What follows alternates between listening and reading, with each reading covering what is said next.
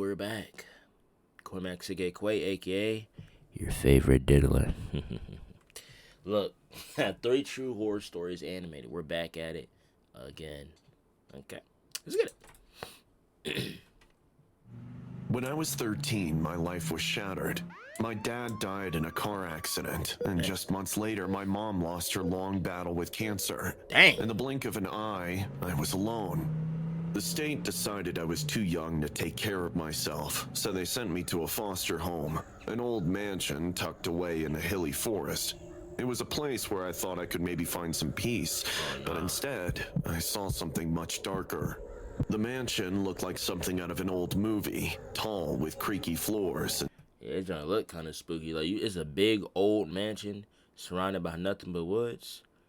I heard foster places be bad too, mistreating the kids and stuff. It's unfortunate. Surrounded by thick, dark trees. Mrs. Damsel, who ran the place, was the foster mother and teacher for all kids. 10 other kids were living there, but they were off. They barely talked, moved around like robots, and ate candy like it was the only food they'd ever known. Not just the occasional piece. I'm talking bowls and bowls of the stuff for every snack.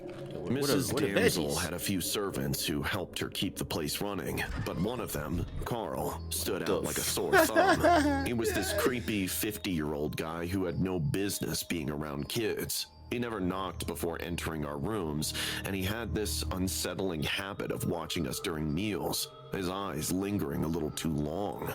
No. Like, they're not having background. Like, I feel like, especially if you're dealing with kids, you gotta have a background check. You gotta make sure who working around kids. Like, obviously, with a job, you should have a background check for sure. But if it's with a minor, you definitely gotta do like a double, triple. You gotta be thorough with them background checks, man. For real.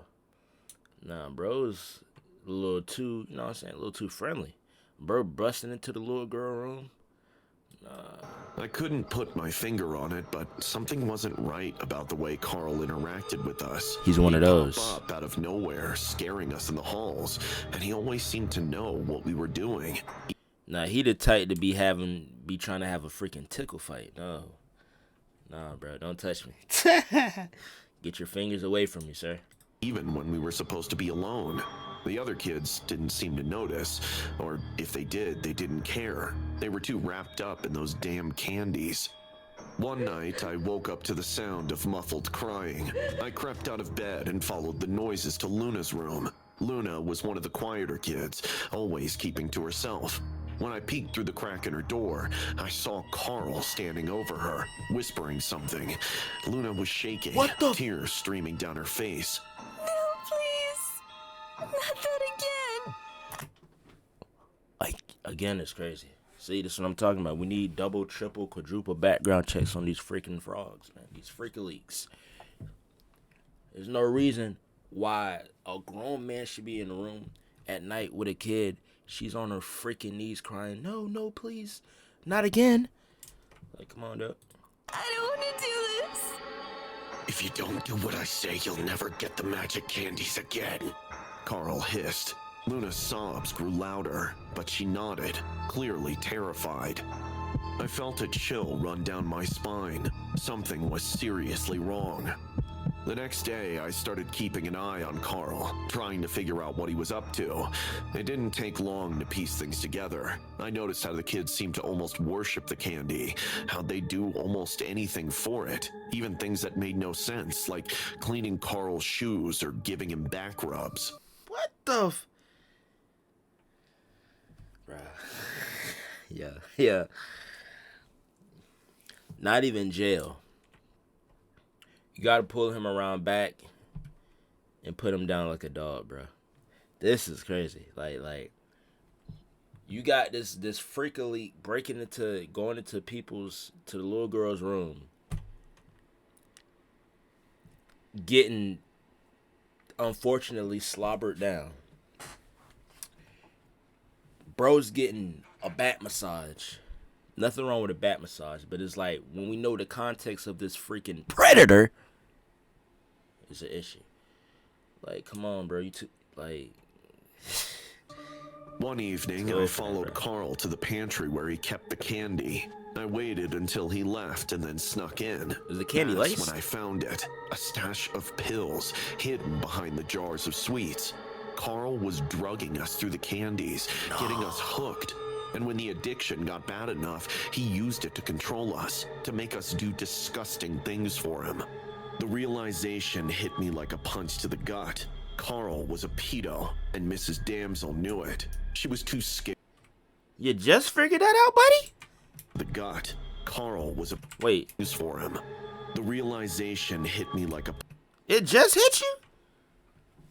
You should have known that when he was too friendly.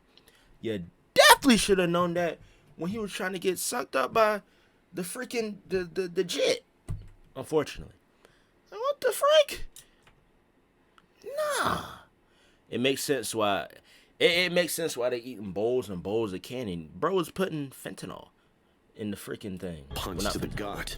Carl was a pedo, and Mrs. Damsel knew it. She was too scared to do anything about it, so she let it continue.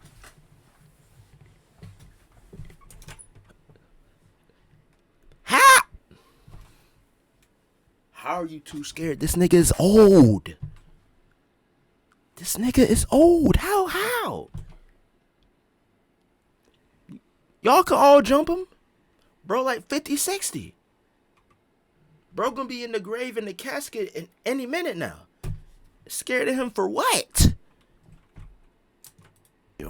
I was furious, terrified, and most of all, determined to stop him. Facts. That night, I gathered the other kids. They were confused at first, their eyes glazed over from the candy, but I showed them the pills and told them what Carl had been doing. Slowly, the realization dawned on them too. The fear turned to anger. When Carl came into the room, he didn't see it coming. We all jumped on him, hitting, kicking, and doing anything to make him stop. He screamed, but we didn't stop until Mrs. Damsel rushed in, horrified by the scene. For the first time, she did the right thing. She called the cops. Carl was arrested that night. The mansion shut down soon after. We were all sent to a hospital for 6 months to get clean and to try to forget the horrors we'd lived through. Nah, should it have been wasn't killed. easy. Some of the kids took longer than others, but we all made it through. Now, I'm grown. I've moved on, or at least tried to. But every year on my birthday, I get cards and gifts from the kids who were at the mansion with me. From my friends, because that's what they became. Friends whose lives I saved, and who, in a way, saved mine too. Life goes on, but those memories never really leave you. Every time I see a piece of candy, I remember what happened in that old mansion up in the hills. And every time I get one of those cards in the mail, I know that we all made it out. We survived, and that's what matters. Holy. Damn, that was a banger story. I ain't even gonna lie. That was pretty good. That's pretty good. I like that. Holy freaking moly. The police shouldn't have even been called. Like, they should have just kept beating on him till he died. Literally. I feel like if you put that in front of a judge and explain the situation, I'm pretty sure the judge will be like, okay, that makes sense. Y'all good. Plus they kids too. Y'all good. If anything, the lady need to go. Who was running the whole thing, she need to go. She talking about she's scared. I get if it was Arnold Schwarzenegger. I understand if it was prime Mike Tyson, maybe. Freaking, bro, he's 50, 60 years old. Like, come on, bruh. Like, come on. You could have got you a little gun tucked in the freaking, in one of the little containers, the closets, the drawers. Popped them, boom, just like that. Everybody would have been okay with it. And because you scared, and that's the worst part. Literally the worst part. Because of you being scared of this old geezer, you didn't allow kids to get diddled. So because of that, you got to go to jail. You could have prevented them kids getting diddled and traumatized. Now they gotta live with that for life, and it's your fault. So I ain't gonna say kill the lady, but give her life though. And I wouldn't be mad with a couple life sentences. I was just 11 when I first arrived at the Johnsons' house. Yes, I thought I'd finally found a real family. The house was perfect, like something out of a magazine. Look White good. picket fence, flowers lining the walkway, and a porch swing. Mrs. Johnson was always smiling, and Mr. Johnson was the kind of man who patted your head when you did well in school. I had heard that they had helped 4 kids before me, including Jules, with whom I had briefly shared a home with earlier. I was finally safe.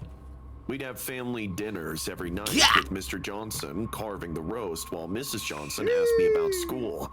They even gave me my own room. It was more than I'd ever had before. But then, the strange woman started coming. It was always the same. The doorbell would ring and Mrs. Johnson's smile would tighten just a little. They never let me see her, not at first. They'd shut the door behind them and all I'd hear was their muffled voices. The first time I saw her was by accident. I'd forgotten my math book downstairs and had snuck out of bed to get it. I peeked around the corner just in time to see her being led to a small broom cupboard under the stairs. She was Chinese, maybe in her late 30s, with long black hair, but weirdly, the Johnsons locked the cupboard from outside. Why is that woman locked up in the room? Mrs. Johnson's smile was back in place by the time she answered. She's just a friend who needs some cleaning supplies. Don't worry, honey. Go back to your room. Y'all locked her in. I didn't believe her. Something about the way she said it made my skin crawl. The visits became more frequent. Every few days the woman would show up, and each time the Johnsons would lock her away in the cupboard for a few hours. It wasn't just that, though. I started noticing other things, little things that didn't add up. Mr. Johnson would disappear late at night, only to return with dirt on his shoes and clothes. Mrs. Johnson would get phone calls, and after hanging up, she'd look worried. One night, I overheard them arguing in the kitchen. She's getting suspicious. We can't keep this up much longer. She's just a child. She doesn't understand. It's too late to back out now. We need to see it through. I didn't know what they were talking about, but I knew it wasn't good. They're about to sell her off or something. One night, I found the pictures. I went to Mr. Johnson's home office to get a stapler for my school project when I knocked over a stack of papers on his desk. Oopsies. As I picked them up, a few photos slid out from underneath. They were of children, boys and girls around my age or younger. Some of them were tied up. Dang. My hands shook as I shoved the photos back into the pile, but not before I saw the last one. It was of a Chinese woman sitting in the same broom cupboard that they always locked her in. Only this time, she wasn't alone. There was a little girl with her, and I recognized her instantly. Jules. I knew then that something was terribly off. Dang. The next day, Mrs. Johnson told me to go clean the broom cupboard. I didn't think anything of it until I stepped inside and the door slammed shut behind me. I heard the lock click and I was plunged into darkness. You're next. Let me out! Please! But no one came. I don't know how long I was in there, but it must have been 2 to 3 days. I Dang. screamed until my throat was raw, but they didn't care. They would just give me food and water once in a day and kept a bucket beside me for me to relieve. And then, one night, the door opened. To my horror, it was the same mysterious Chinese woman. She didn't say a word, pulled out a marker, and wrote something in Chinese on my arms and neck before leaving. I had to think fast. There was nothing in the cupboard except for brooms, a mop, and a small toolbox. The toolbox. It took few hours to pry the nails out of the wooden panels, but it loosened the lock on the door, which finally gave way. I crawled out, covered in sweat and dirt, and then ran for the neighbor's house. When they opened their door, I burst into tears and told them everything. The police came soon after, and over the next month, a massive crackdown happened as the arrest of the Johnsons revealed a big human trafficking ring. They found the pictures, imprisoned the Chinese woman and her friends, and this scandal suddenly shook our small town. That's messed up. The Johnsons were arrested, but I still see their faces in my nightmares. I considered them close to my parents, not realizing that I was being groomed by them to be sold off. It's often the people with the warmest of smiles who have the darkest of hearts. Dang. Nah, another banger story. Banger. Freaking, Nah, they say human trafficking, that's freaking a multi-billion, might be $1 trillion freaking industry. That's crazy. Holy moly. Getting sold to that freaking Chinese lady, man. Dang, man. And I forgot, it was a movie I seen. It was, oh my God, what's the name of the movie? Frick. Sound of Silence or something? What was about like human trafficking? The joint is a lot more common than you would think. It's unfortunate, man. But nah, the fact that she could even brainstorm the idea of loosening up them bolts, W, man, or the nails, W, got her up out of there, man. Totally. When Jake and I were sent to live with Mrs. Hawthorne, we were told it was a fresh start. A chance to be part of a family again. To have a home in the countryside where the air was clean and the nights were quiet. I wanted to believe that, but the moment we arrived, something felt wrong. Mrs. Hawthorne's house was old, leaning under the weight of decades, surrounded by thick woods. The air inside was stale and marred with creaking floorboards. Body type. Mrs. Hawthorne greeted us with a strange smile. Is that a monkey? She was supposed to be old, with silver hair pinned into a tight bun and wrinkly arms, but her face looked young and radiant, as if she were 30. There were 3 other children there, which was odd since we were not told about them. They were quiet, their eyes downcast, moving like they were half asleep. Jake, do you think they're okay? They're just shy, Mia. We'll be fine. Probably but as the days passed, I wasn't so sure. The house itself seemed alive, with doors that creaked open on their own and shadows that slithered across the walls. At night, I'd hear strange noises coming from the attic, scratching, like something was trying to claw its way out. The other children never talked about it, never even seemed to notice. But when I pressed one of the boys, Oliver, about it, he just told me to not talk about it, or the caregiver would know. I'm sure she can't hear us. That is when Oliver's face paled and he turned away, saying that the caregiver was not Mrs. Hawthorne. It was the first time I heard about the caretaker, but it wouldn't be the last. The other kids whispered about it when they thought no one was listening, but I caught fragments of their conversations. They believed the caretaker lived in the attic, that it controlled Mrs. Hawthorne, that it was the reason for all the strange things that happened there. Every night, Mrs. Hawthorne performed strange rituals. She'd light candles, dozens of them, and arrange them in a circle in the living room. She'd chant in a language I didn't understand, her voice rising and falling like the wind through the trees. The first time I saw it, I was frozen. Her rituals grew more bizarre. Her voice was more frantic. I rushed back, scared, but I noticed that the other children were suddenly getting weaker. They were pale, their eyes sunken. Oh, okay.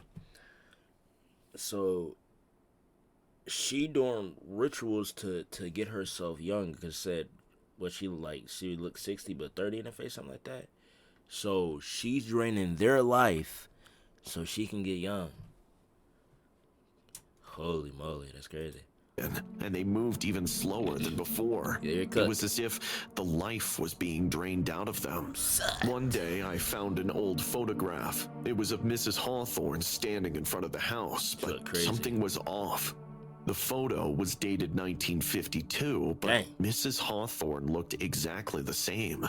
No wrinkles, no signs of aging, her skin still exactly the same. My heart raced as I realized that something strange was afoot.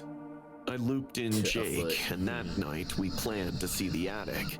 The candles were already lit, and Mrs. Hawthorne was in the middle of one of her rituals. Her chanting was louder, more frantic, and the house seemed to pulse with a dark energy. The shadows on the walls twisted and writhed, almost if they were alive. We waited until Mrs. Hawthorne was deep in her ritual, and then we snuck up. The attic door was locked, but we could hear something moving behind it. Jake was a god at breaking locks, and I gave him my hairpins. Jake, hurry! We need to do this before she notices. I'm trying, Mia. Just keep watch. and then it came undone. We went inside, amidst the darkness and the strange smell. Jake had brought a match, and as soon as he hit it, we saw a figure in the sparks. It wasn't human or an animal. It was easily over 10 feet tall and had red eyes. Before we could even get out of the jolt, I realized that the smell was of gasoline, and before I could stop Jake, he threw the almost burnt-out stick on the floor to pull out a new one. That was it. A terrifying blaze swept through the attic, and in the middle, we saw the demonic figure wail. We turned to run, but Mrs. Hawthorne was already there. Her eyes pitch black, and her mouth twisted into a snarl. You think you can escape? Dang. You're mine. Jake pushed me towards the stairs while he charged at her. Run, Mia! I'll hold her off! I resisted, but Jake pushed me down the stairs. I looked back just in time to see the black entity and Mrs. Hawthorne merge into one. Suddenly, huge claws grew out of her fingers as the fire surrounded her. The fire roared, consuming the attic, but it was too late. Now, bro, better than me. I ran to the other kids for help, but as I approached them, I stood in shock.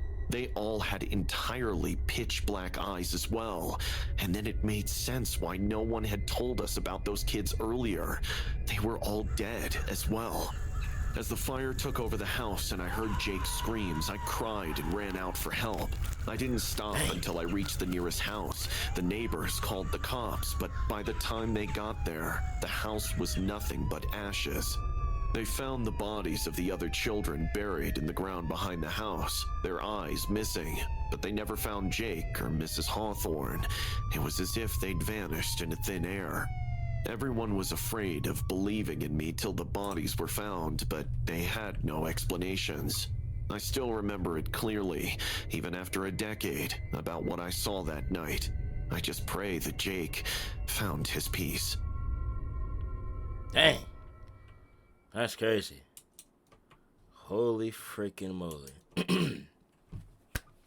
All three of these videos, banger. These are bangers. Holy moly. Yeah, this was the stories were better than I expected. 3 true horror stories animated. Okay. Nah, the brother better than me. I respect it though.